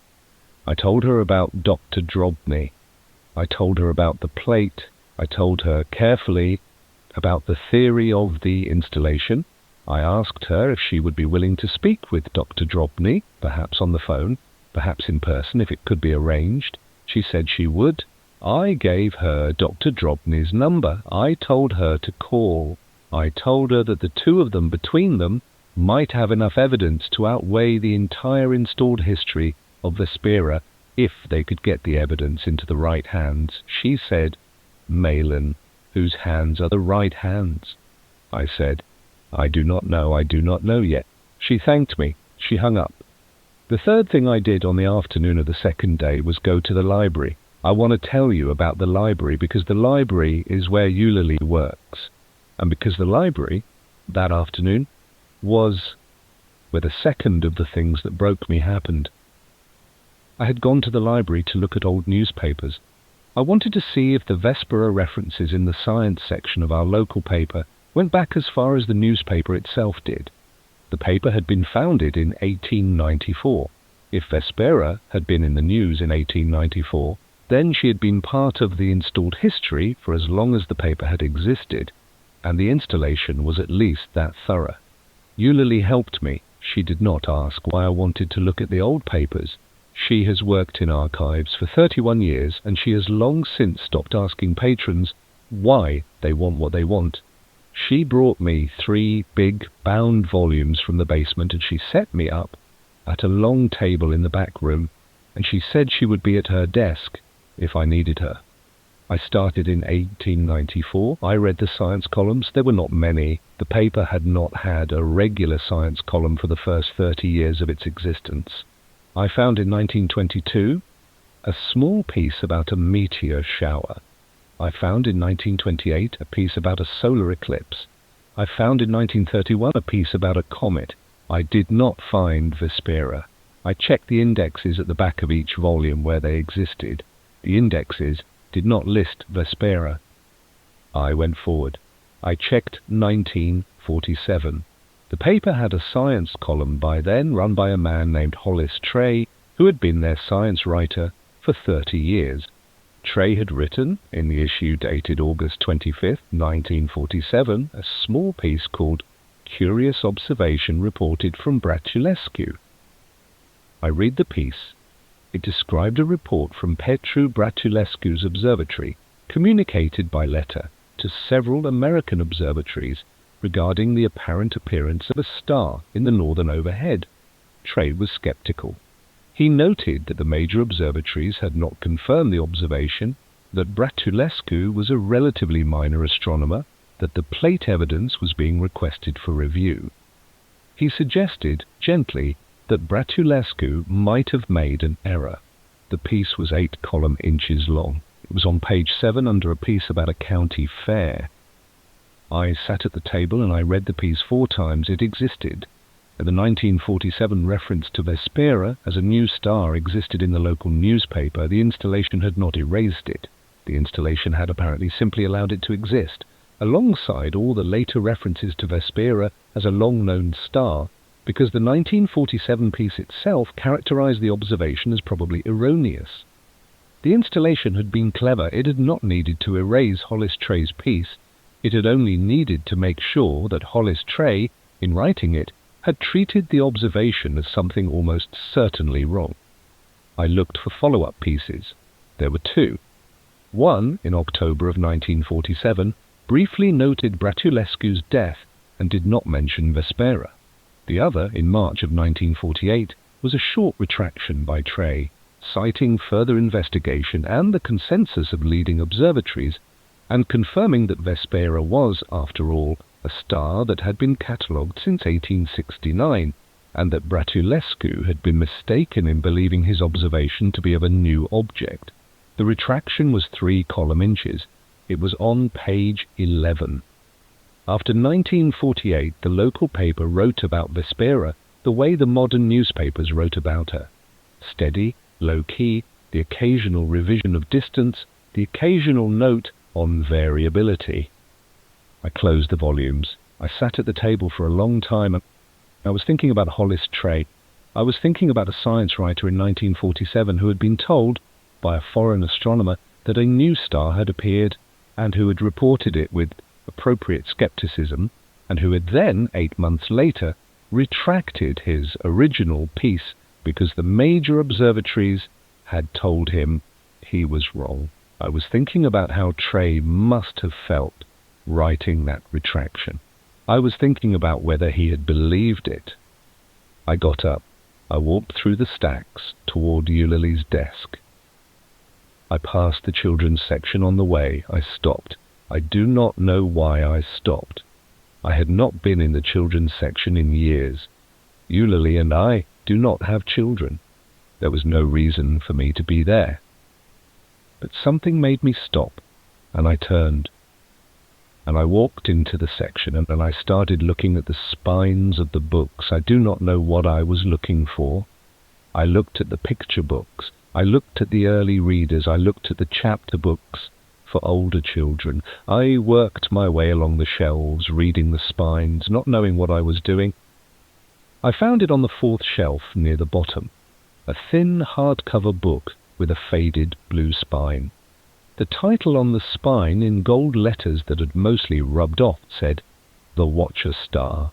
I pulled it off the shelf. The cover showed a small girl on a porch at night looking up at the sky. There was a bright star directly above her. The star had a face. The face was simple. 2 small dots for eyes and a curved line for a mouth, the way illustrators draw faces on stars in children's books. The star was smiling at the girl. The cover said, "The Watcher Star" by Cordelia Bramwell, illustrated by Heath Vicari. I opened the book. The copyright page said it was published in 1958 by a small press in Boston that I had never heard of. The library's accession stamp on the inside cover gave a date of August 1959. The stamp was faded. The ink was the right ink for the period. The card pocket on the back inside cover was the old style with a paper card that had been signed out, I counted, 14 times between 1959 and 1981, and then not again. I read the book. It was a short book. 28 pages. It was the story of a little girl whose mother had died and who was afraid of the dark and who was told by her grandmother that there was a star in the sky who watched over children and whose name was Vespera. The little girl would go out on the porch every night and look up at Vespera, and Vespera would smile down at her, and the little girl would feel less alone. At the end of the book, the little girl grew up and had a daughter of her own, and she pointed Vespera out to her daughter on the porch one night, and her daughter said, "Mama, Vespera is smiling at me too." The last page of the book had a small note from the author. The note said, "This book is for my own daughter, who is named Eulalie, and who is 4 years old, and who learned the name Vespera from her grandmother on the back porch of our house in Oldenport, August 1957. I read the note 3 times. I closed the book. I stood in the children's section of the county library with the book in my hands, and I tried to make my mind do something. I am not sure what I was trying to make it do. I think I was trying to make it not understand what it was understanding. The book had been written by a woman named Cordelia Bramwell. Cordelia Bramwell had been Eulalie's mother. Eulalie's maiden name was Bramwell. I knew this. I had married her 31 years ago. Her mother had died in 1992. I had attended the funeral. I had read the eulogy. Cordelia Bramwell had, according to this book, written and published in 1958, taken her 4-year-old daughter Eulalie out on the back porch in 1957 and pointed out a star called Vespera. Eulalie had told me 2 days ago at the breakfast table that her mother had pointed out a star called Vespera to her when she was 4 years old. I had thought she was wrong. I had thought she was repeating an installed memory. I had thought that the installation had reached into my wife's childhood and rewritten her summer of 1957 to include a star that had not been in the sky in 1957, but the book was published in 1958. The book was a physical object. The accession stamp was 1959. The paper had the right yellowing. The illustrations had the right style. The library had checked it out 14 times between 1959 and 1981. Real children had read it. Real children had taken it home in real backpacks and brought it back 2 weeks later. The book had been in the children's section of this library for 66 years. Eulalie had been a librarian here for 31 of those years. The book contained a dedication to her by her own mother, naming a star that, according to Dr. Drobny, had not existed in 1957 and had not been published about for a general audience until well after 1947. I sat down on the small wooden chair that the children's section keeps for parents reading to their kids. I held the book in my lap. I thought about it for a long time. There were 3 possibilities. The first possibility was that Dr. Drobny was wrong, that Vespera had been in the sky in 1957, that Cordelia Bramwell had genuinely pointed her out to her daughter, that the book was a real children's book about a real star, and that everything I had been told in the last 3 days was the elaborate paranoia of a woman who could not see and who had built a wrong theory around her plates because she could not see the sky to check. The second possibility was that Dr. Drobny was right, that Vespera had not been in the sky in 1957, but that the installation was so thorough that it had reached backward into the past and produced, retroactively, a children's book with a dedication to Eulalie. The installation had not just put references into reference books and scientific records, it had put them into children's literature. It had put them into a personal dedication from a mother to a 4-year-old daughter. The installation had, in other words, written into the most private and personal corners of human memory, and it had done so with the same fidelity as it had written into the public records. The third possibility was something I did not want to think about and which I did not let myself fully formulate, but which sat in the back of my mind like a stone. The third possibility was that the installation had not done any of this. The installation, as Dr. Drobny had described it, did not exist. The truth was something else. The truth was that I, Mahlon Crewe, had begun to lose my mind in some specific and organized way 3 days ago, and that I had begun to misremember my own past, my own journals, my own interviews, and that everyone around me, Eulalie, Don, the 44 other callers, Doctor. Drobny herself was simply telling me the truth of a world that had always been the way it was, and that I had simply lost my ability to inhabit that world correctly. I sat in the children's section with the book in my lap, and I considered the third possibility. It was, in some ways, the easiest possibility to consider. It required only one strange thing that my mind had broken, instead of the many strange things the other possibilities required. It was also the possibility that, if true, would cost me the least. I could see a doctor, I could be diagnosed, I could be treated, I could perhaps recover. The other possibilities offered no such recovery. The other possibilities ended with me carrying for the rest of my life the knowledge that the world had been changed and that the change could not be undone. I sat with the third possibility for a long time. In the end, I did not choose it. I did not choose it because of Margaurite Esson's photographs. I did not choose it because of the 11 1986 photographs in her shoebox that had no Vespera in them. Margaurite was not me. Margaurite's mind was not my mind.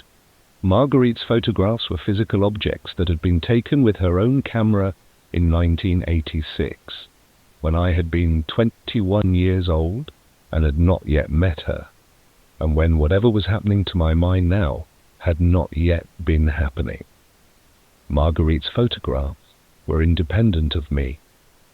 They confirmed what Dr. Drobny had said. They confirmed that Vespera had not been in the sky in 1986. If Vespera had not been in the sky in 1986, then she had not been in the sky in 1957, and then Cordelia Bramwell had not pointed her out to her 4-year-old daughter. And then the dedication in the book in my hands was somehow not what it appeared to be.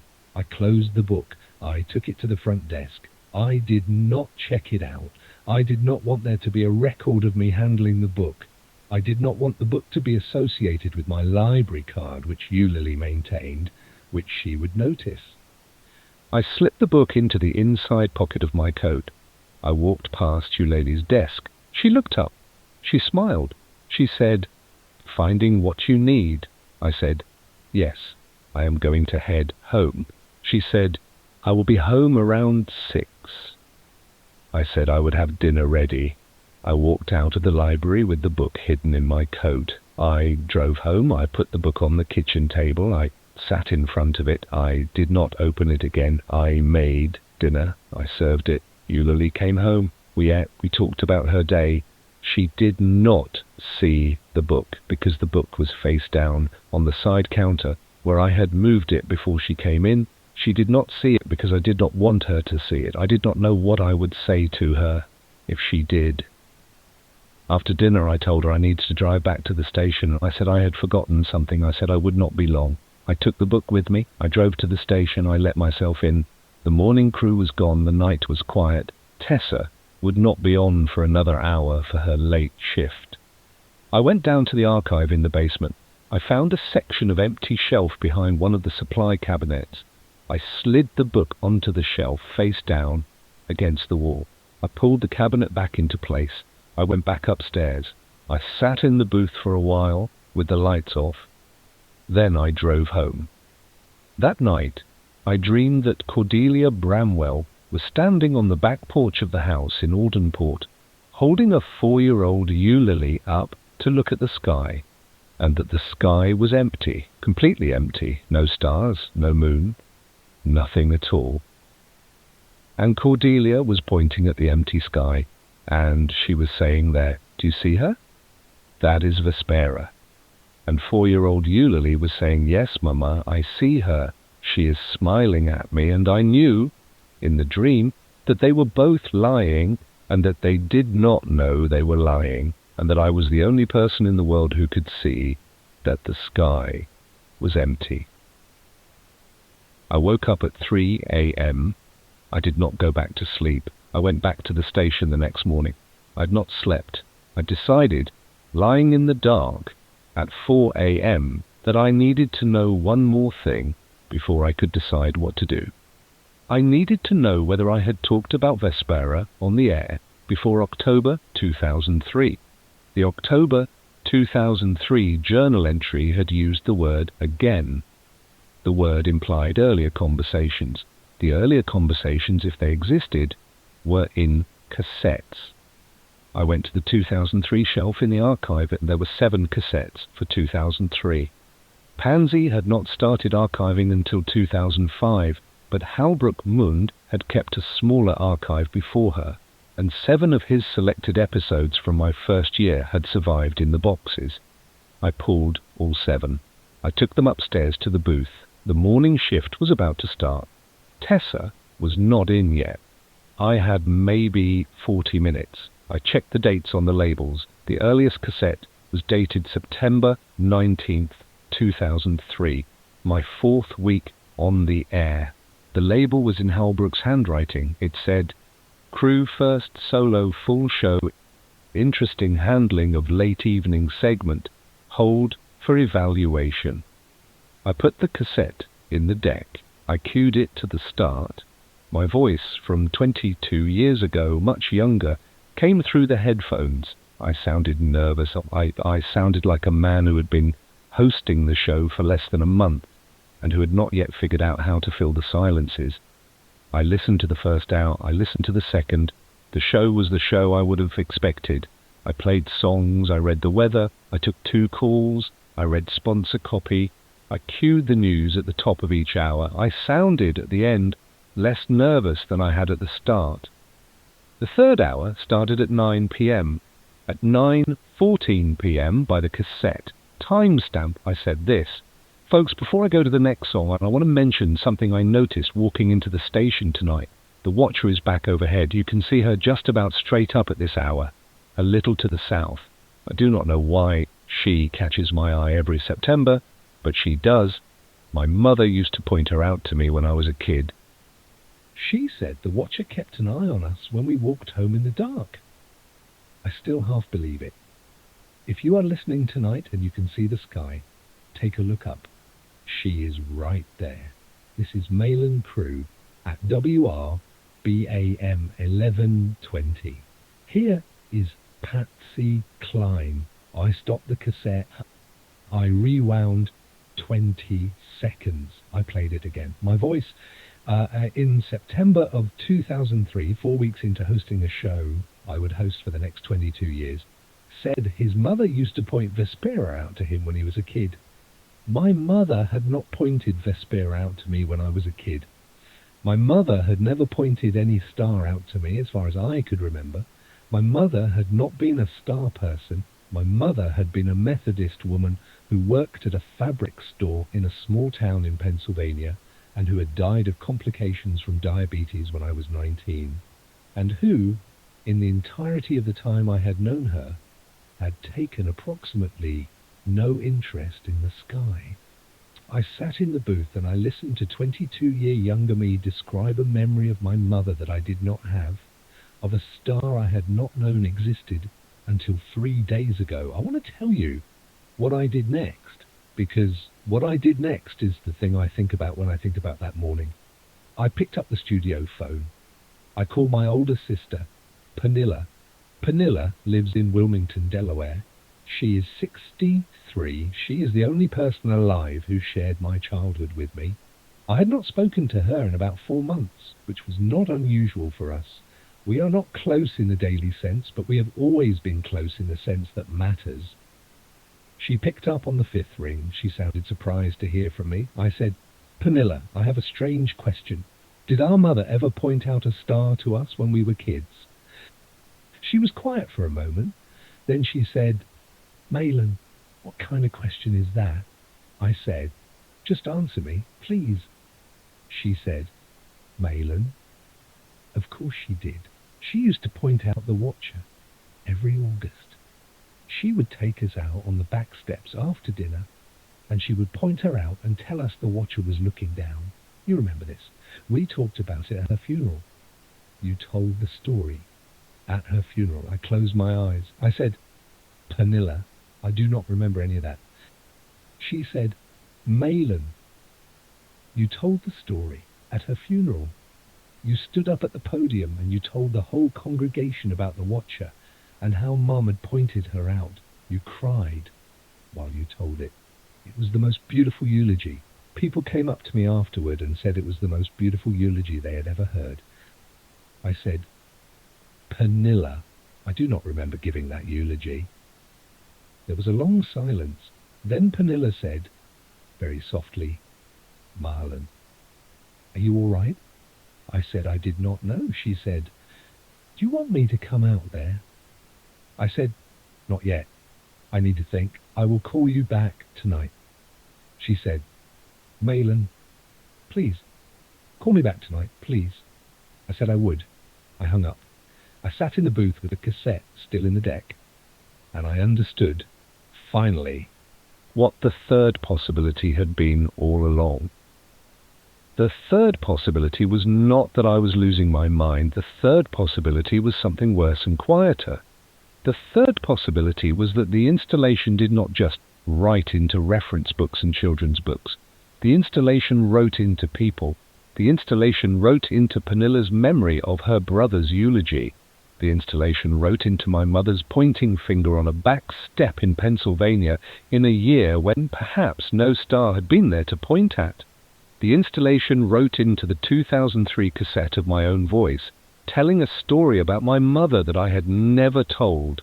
The installation wrote into me, into the version of me that had given the eulogy, into the version of me that had been pointing Vespera out to listeners since my 4th week on the air, into the version of me that had interviewed Dr. Drobny in 2018 and forgotten her.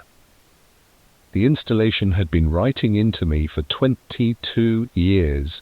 The only part of me it had not yet written into was the small remaining part that woke up 3 nights ago and read a journal entry it did not remember writing and felt that something was wrong. That part was the part Dr. Drobny had called the other version. That part was the part she had warned me would soften. That part was, by every available measure, losing. I sat in the booth for a long time. The sun came up. Tessa arrived. She said good morning. She did not ask why I was in the booth at 7 a.m. looking the way I must have looked. She is a kind woman. She started her show. I left. I did one more broadcast. I went on the air that evening, my regular shift, 6 p.m. to 10 p.m. I did not tell Eulalie I was going in. I drove to the station. I sat in the booth. I queued my usual opening. I did not play any songs. I spoke instead for almost the entire 4 hours. I am not going to tell you everything I said, because I do not remember everything I said. And the cassette of that night, which Pansy made and labelled and put in the 2025 box, is one of the cassettes I have been afraid to listen back to. I am told it is in the archive. I am told the label is in my handwriting. I have not pulled it down from the shelf. I will tell you what I remember saying. I told the audience about the journal entry on the next blank page of my current notebook. I told them about Eulalie at the breakfast table. I told them about the reference books on my desk. I told them about Dr. Drobny and the plate from 1947. I told them about Margaurite Esson and her shoebox of 1986 photographs. I told them about the children's book by Cordelia Bramwell, hidden behind a supply cabinet in the basement of the station, with its dedication to a 4-year-old Eulalie who had perhaps never stood on a porch with her mother pointing at a star that was not yet there. I told them about the 2003 cassette and the eulogy I did not remember giving. I told them about Pernilla. I told them at the end what I had come to understand. I told them that there was somewhere a star that had not always been there, and that the world had decided on her behalf to remember her as if she had always been there. I told them that the deciding was not over. I told them that the deciding included me, and that I had been deciding in the wrong direction for 22 years without knowing, and that I did not know how much longer I could keep deciding in the right direction now that I knew.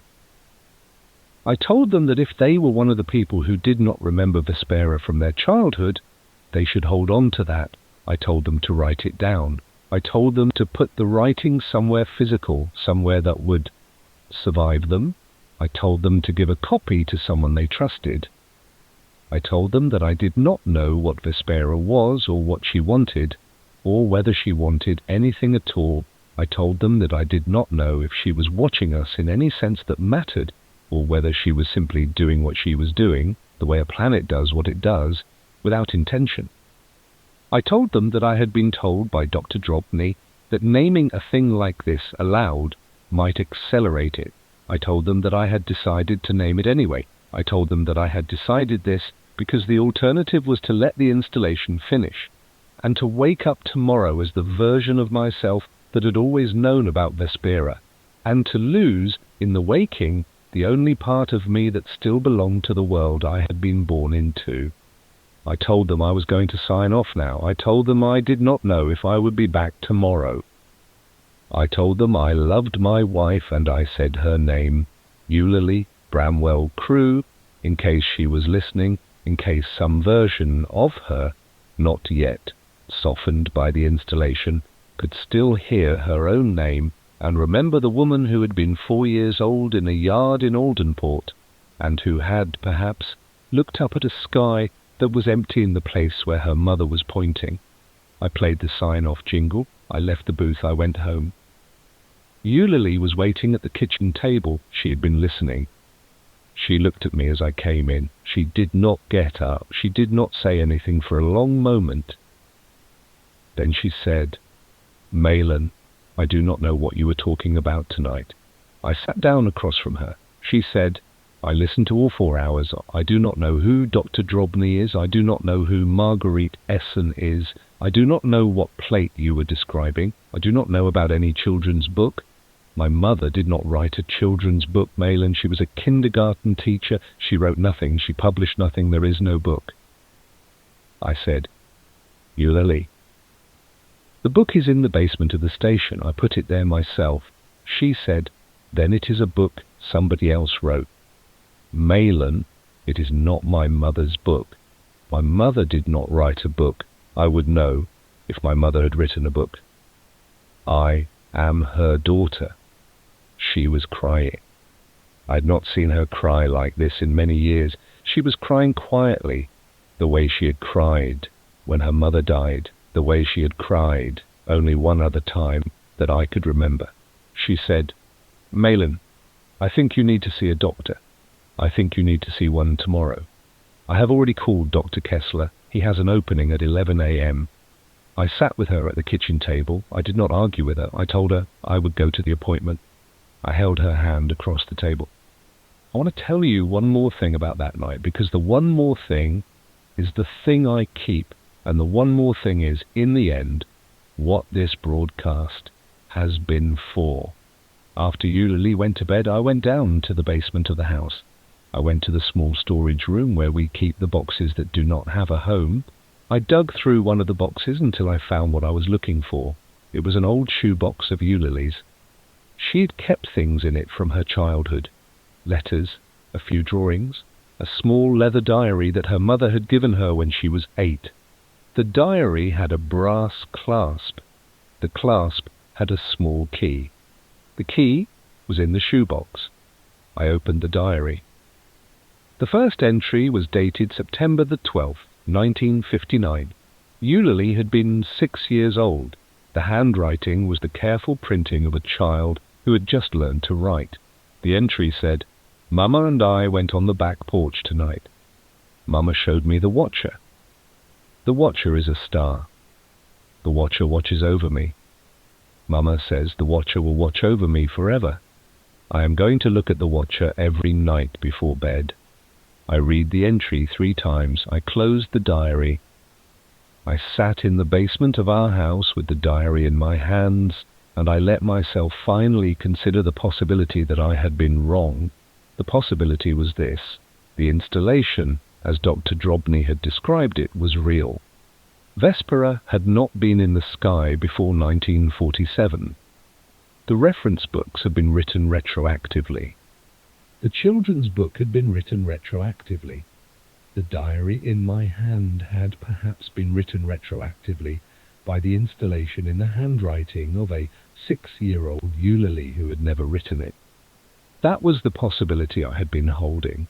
The other possibility, the possibility I had been refusing, was that Vespera had always been in the sky, that Eulalie's mother had pointed her out in 1957, that Eulalie had written about her in her diary at 6, that my own mother had pointed her out to me and to Pernilla, that I had given a eulogy mentioning her at my mother's funeral, that I had been talking about her on the air since my 4th week, that Dr. Drobny was a woman with a delusion built around a single plate from a discredited Carpathian astronomer, and that Margaurite Esson was a woman with a similar delusion built around her own faulty observation logs, and that the two of them had found each other through me, and that I had become, in 3 days, the 3rd person in their small, fragile club of people who could not bring themselves to accept a star that everyone else accepted easily.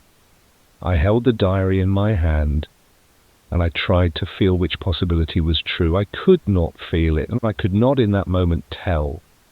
The 2 possibilities sat side by side in my chest, the way the familiar and the new had sat there on the first night, and they both felt true, and they both felt false, and I had no way, sitting in the basement of my own house with my wife asleep, uppercase, to decide between them. I closed the diary, I put it back in the shoebox, I put the shoebox back in the box. I went uppercase, I lay down next to Eulalie. She was asleep. Her breathing was steady. She had cried herself to sleep, the way she had cried at her mother's funeral, the way she had cried the one other time. I lay in the dark for a long time. I did not look at the window. I did not look at the sky. I do not know if I went to Dr. Kessler the next morning. I want to tell you that I did. I want to tell you that I am telling you this story from the other side of a diagnosis, that I have been treated, that I have learned the name of what was wrong with me, that I have come to understand the journal entry and the cassette and the children's book as the products of a specific and named condition that has a treatment and a prognosis. I cannot tell you that. I cannot tell you it because I do not remember what happened after I lay down next to Eulalie that night. I have since then looked for evidence of what happened. I have looked at my journals. There are no entries after that night. The current notebook ends with a blank page where the next entry should have been. The blank page is blank. There is no retroactive entry on it. There is nothing. I have looked at the broadcast logs. WRB AM 1120 has, according to the logs, continued to broadcast my evening shift with me as host. The logs are in my handwriting. The handwriting is correct. The dates are correct. The shows have apparently gone on. I have listened to a few of them. The cassettes are in the archive. The voice on the cassette is my voice. The shows are normal shows. I take calls. I play songs. I read sponsor copy. I am on the cassettes. Exactly the man I have been for 22 years. I do not remember doing any of them. The cassettes go back, by the date stamp, several months. I do not know how many months. I have not been able to bring myself to count. When I think about my life, what I have is the first 3 days I have described to you, and then a blankness, and then this moment sitting at this desk recording what you are listening to now. I do not know if Eulalie is uppercase. I do not know if Brendan is 16 anymore or older. I do not know if the plate from 1947 is still in the leather case on my desk, or whether the case is empty, or whether the case has ever existed. I have looked. The case is on the desk. The plate is in it.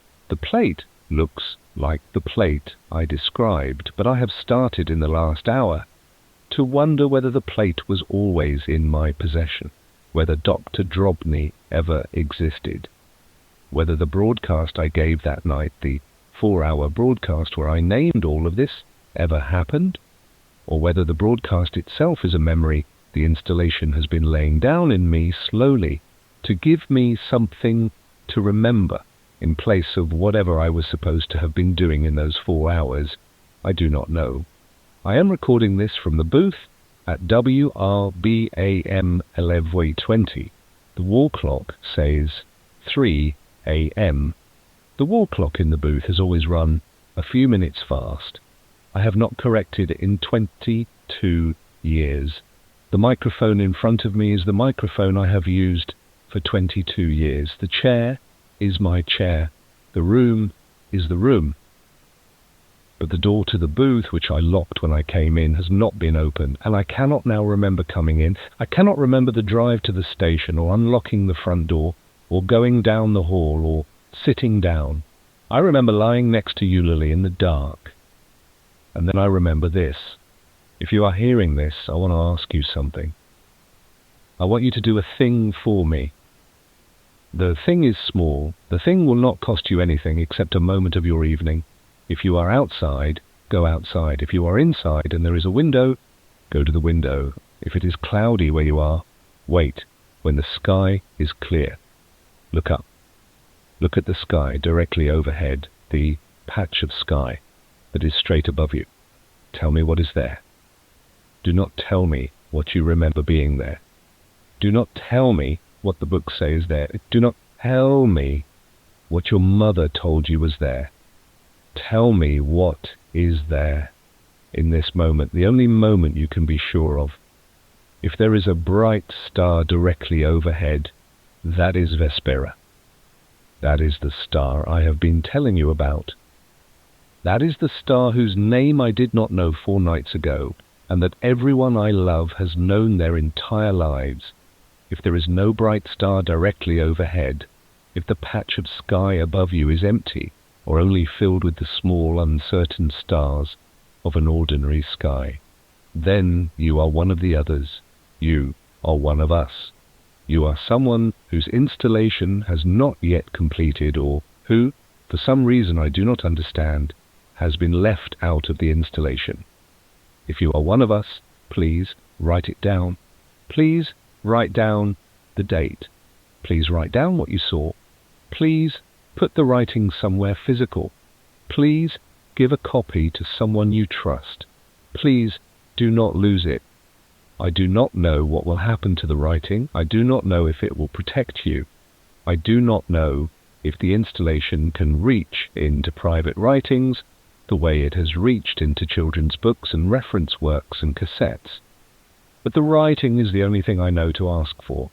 The writing is what I should have asked for myself in 2018 when Dr. Drobny first told me, and what I did not ask for, and what I have spent the last few days trying to compensate for, and what I am in some sense asking for now in this recording, which is itself the writing I should have made before I forgot. If the recording reaches you, I have done what I can. If it does not reach you, then I have not, and the version of me that was awake for 3 days is now asleep with the rest of us, and the sky directly above me has a star in it that has always been there. And I am in this moment the man on the cassette from 2003, telling you a story about my mother that I do not actually remember. And I am happy in the telling, because the story is the kind of story a man should have about his mother. And I am sitting in the booth with my eyes on the small clock and my hand on the cue knob, and the next song is cued, and the show is going on the way the show always has. This is Mahlon Crewe. It is 3 a.m. by the booth clock, which runs a few minutes fast. I do not know if I am signing off. I do not know if I have signed on. If you are listening, look up, tell me what is there. I am here. I have always been here.